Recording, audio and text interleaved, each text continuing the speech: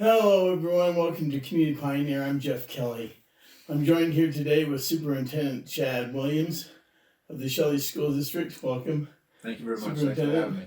Appreciate it. We're sitting down with him today. We're talking about the high school and the survey that was sent out recently, and we wanted to ask Superintendent some questions in regards to the school bond and how you guys plan on going about doing it, things like that. So that's what we are planning on doing today. So we'll get into it right now. So tell us a little bit about this bond. Okay, yeah. So first of all, I just want to thank everyone that took the survey. We definitely need the input of the community because we're going to have to make some difficult decisions. And there were 552 people that took the survey. The survey results are live. They're on the website, and there were a lot of questions that were asked over the spring break. I'm gonna spend some time trying to answer all of those questions, and then I'll post those responses on the website. Maybe historically, we've been planning this. So I had a building committee that I started a few years ago, just trying to plan for the future and plan for the growth. And so we've been meeting for a few years, trying to decide the correct timing to build a new high school. And obviously, no final decisions have been made. But I'm going to predict that we're going to be seeking support for a bond within the next year or so.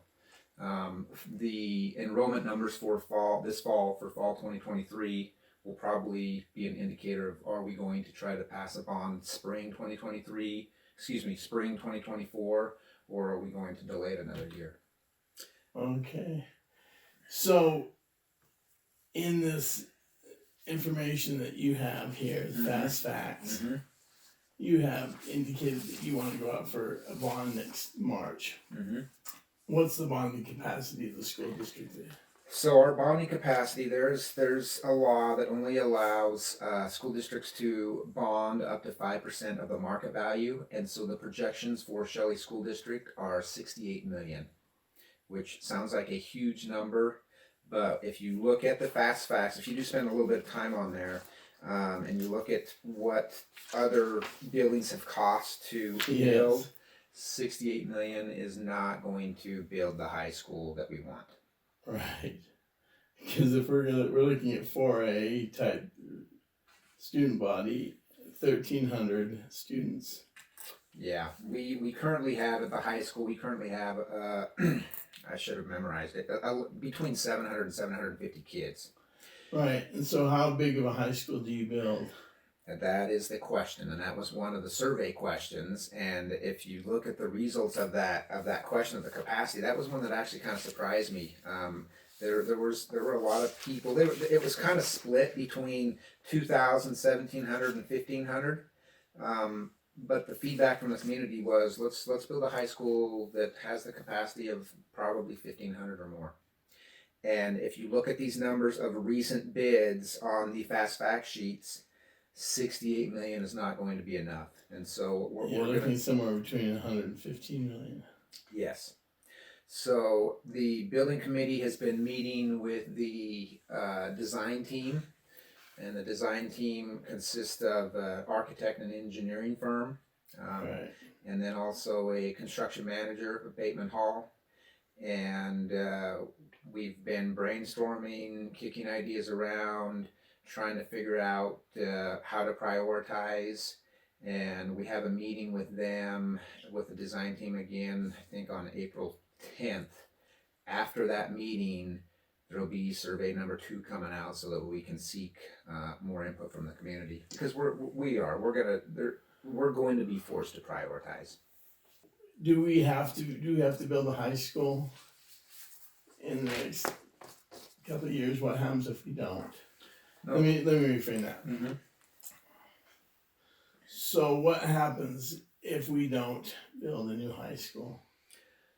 So right now, when I look at enrollment numbers, I don't really have room for more 3rd graders or 4th graders or 1st graders or 2nd graders, meaning I can't really hire another teacher. I don't have any more classrooms.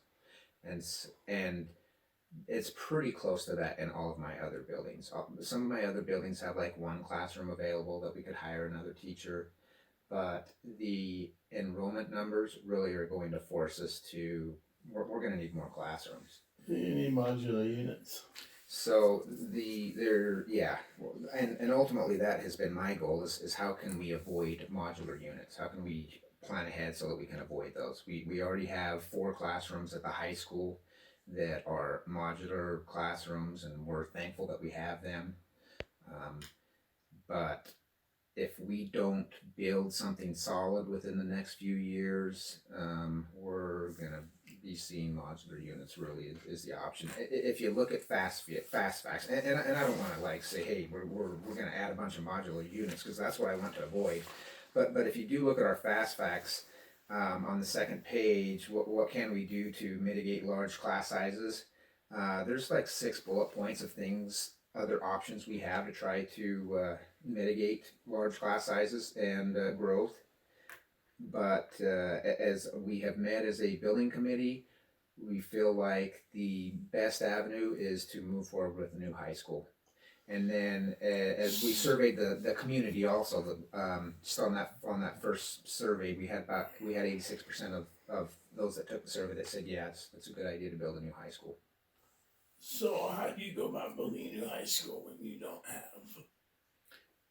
have the money to do it? It's going to be in phases. So we're going to have to figure out, obviously, classrooms are a high priority, and science rooms are a high priority, and other things are going to have to be built in phases. I think we're going to have to agree on this is what will be done in phase 1, and then in 5 years or 6 years, when our bonding capacity goes up or our market value goes up, hence our bonding capacity will go up, then we can agree that this is going to be phase 2, and then maybe in 4 or 5 more years, when our bonding capacity goes up, we can do phase 3.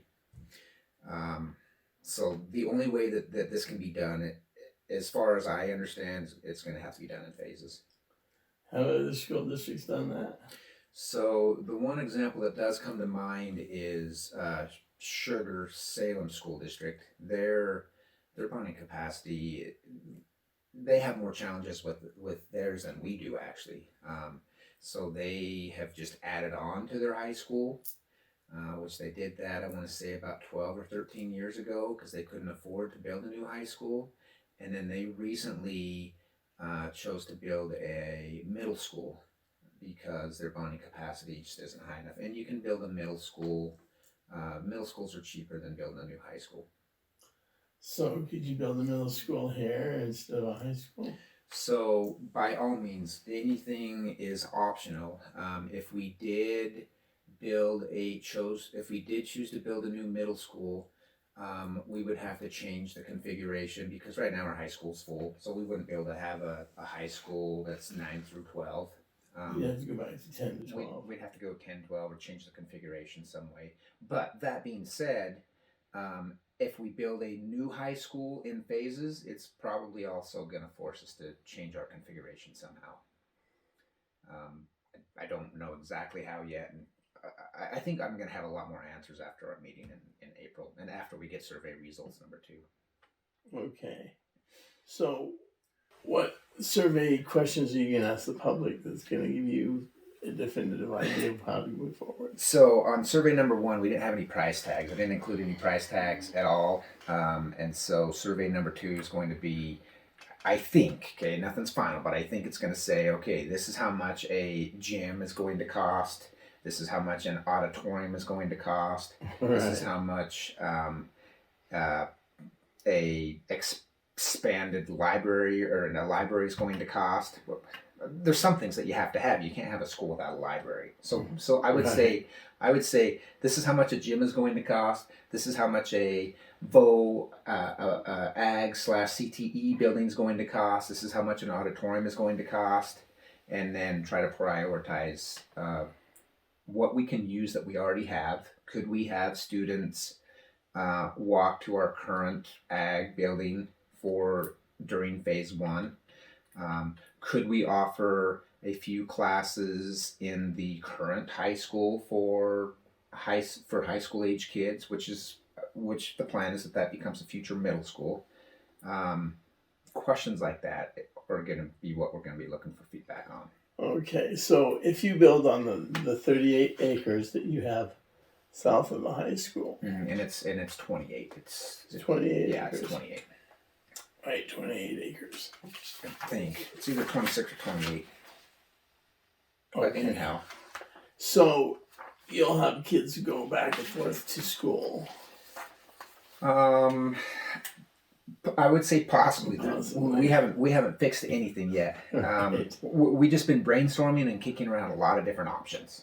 Right. When our building committee met last time, we looked at the survey results and we looked at our bonding capacity and we just brainstormed for about 2 hours. And has that idea come up? For sure, it has come up. Right. If you go to build a new school, you've got to have it designed so that it's large enough to meet the capacity of the student body. Mm-hmm.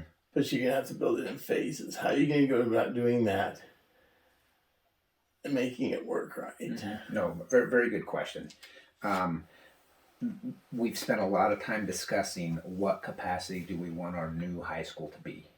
And I think the answer is going to be around 1,500, give or take. And we are going to ask our architects and engineers to build the core areas large enough for that number of students. Make sure that the cafeteria area is large enough. Make sure the bathrooms are large enough, the hallways, the library, all those core spaces are large enough to absorb that amount of students. And then we'll build the classrooms that we actually need right now. We don't have 1,500 kids at the high school right now. So we'll just add classrooms, and then with the plan on phase 2, as our student enrollment increases, with phase 2, we will have plans already in line to add on more classrooms as our student enrollment increases. Okay. I think that was kind of the original plan with Sunrise and Riverview, that we would add on classrooms in the future. Right. But at least in my opinion, they didn't build the core areas large enough for more students. If you stop by those buildings at any time during lunchtime or PE time, the lunchroom, it's at capacity. There's just not really more room for more kids to add more kids to those schools. So you're thinking of building the core of the building to the size of the student body that you anticipate, mm-hmm. and then adding on the gymnasium and the auditoriums later. Possibly. I mean, this is all theoretical. I would say, with the discussions that I've been with the building committee and with the design team, the core areas are a high priority. We need. The classrooms obviously are a high priority, which we need. And then the add-ons, how big of a gym or how many gyms are we going to build to have?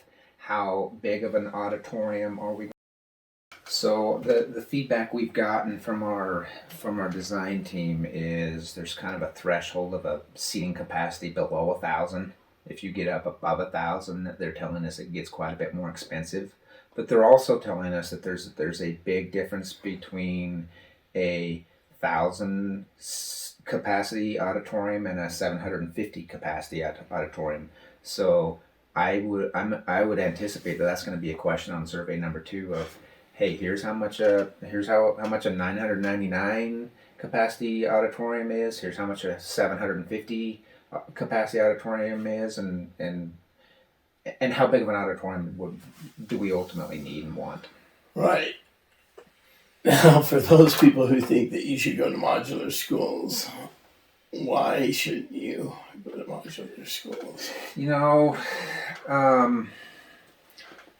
you're probably just getting my opinion right now. I think modulars probably are pretty doable at the high school level with the older kids. It's a little bit easier, I think.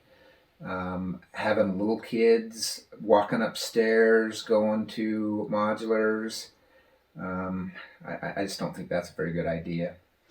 And Modulars run what, $250,000 a year? yeah, they're For becoming more and 2 more units. expensive. So to get 2 classrooms, I got a bid a few months ago, and yeah, it's $250,000 for 2 classrooms. And that includes the infrastructure to put it in. Correct. No, actually, that doesn't now. It's just the unit Yes, itself. a year ago, I figured I could do it for 250 total, but modulars have become a lot more expensive, and of course, that's if you buy them new.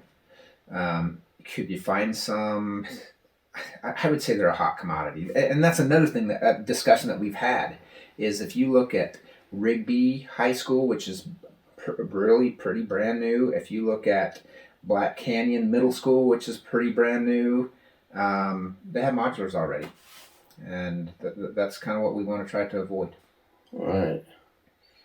Well, you've got a challenge ahead of you. No, we're for sure we do, and we want to make good choices, fiscally responsible choices, and we want to make the right choices. And really, we feel like we're making 50-year decisions here because we're going to be this new high school that we build. I think in 50 years, we're still going to be using it. Is what I would predict. Right. So you're sending out the survey to get people's opinion as to the direction you should go once you get information in. Yeah, get a little more information, and then we're going to be looking for guidance on prioritizing. I wish we didn't have to prioritize, but our bonding capacity is going to force us to prioritize. So when it comes to a new school, do you have any specific designs in mind?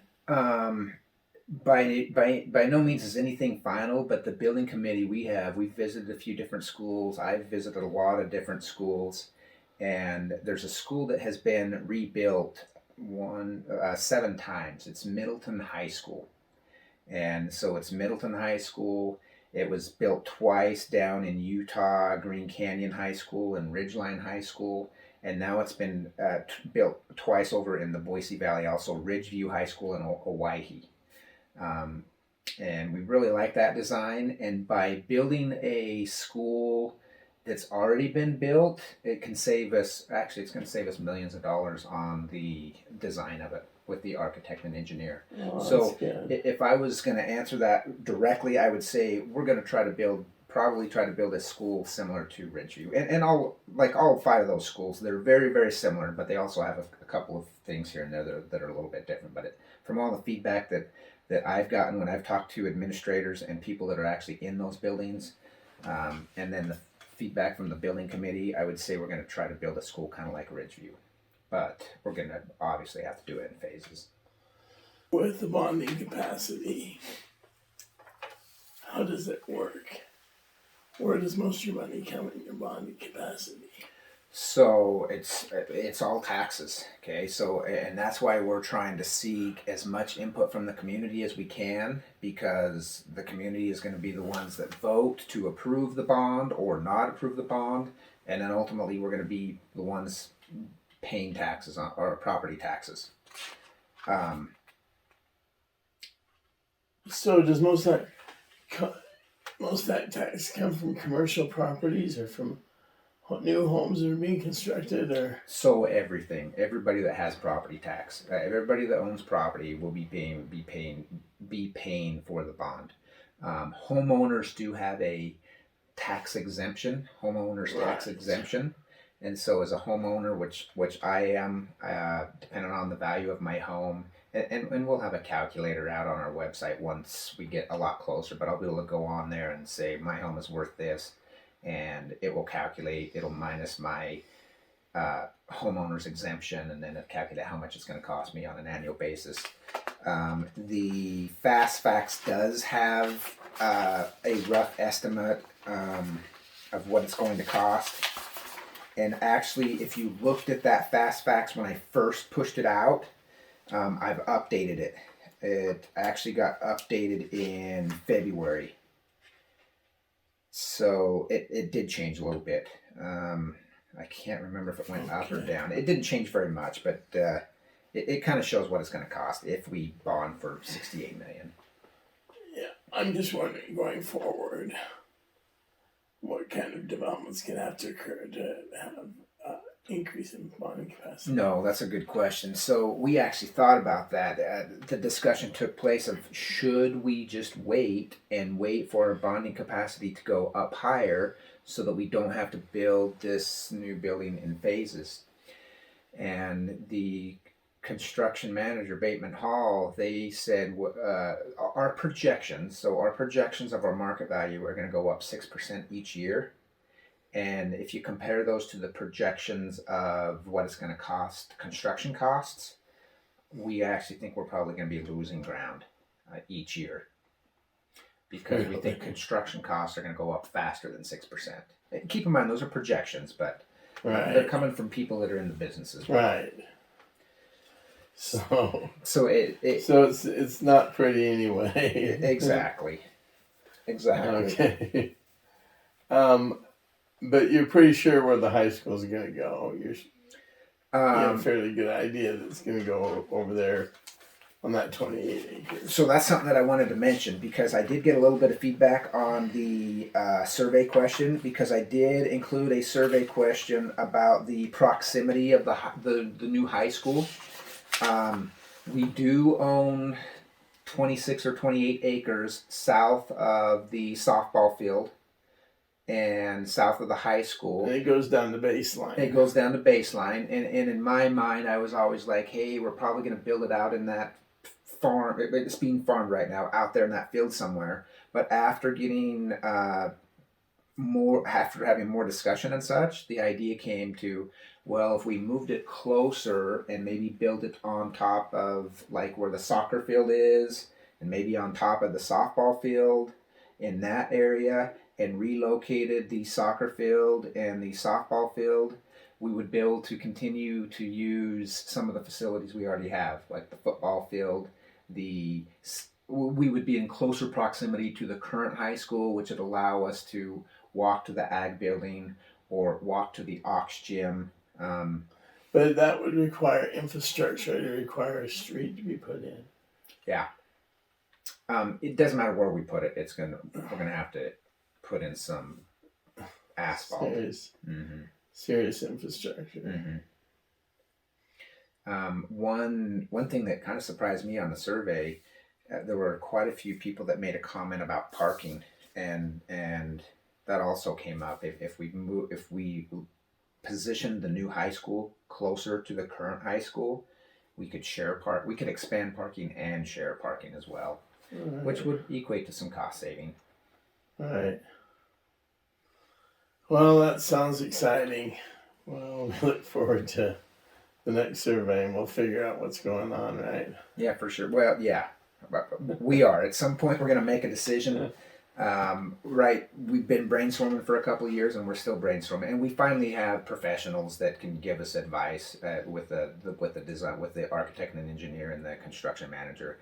And we got both of them on board together at the same time so that they can work together to just try to do anything they can for cost savings and build a building that's the most efficient as possible.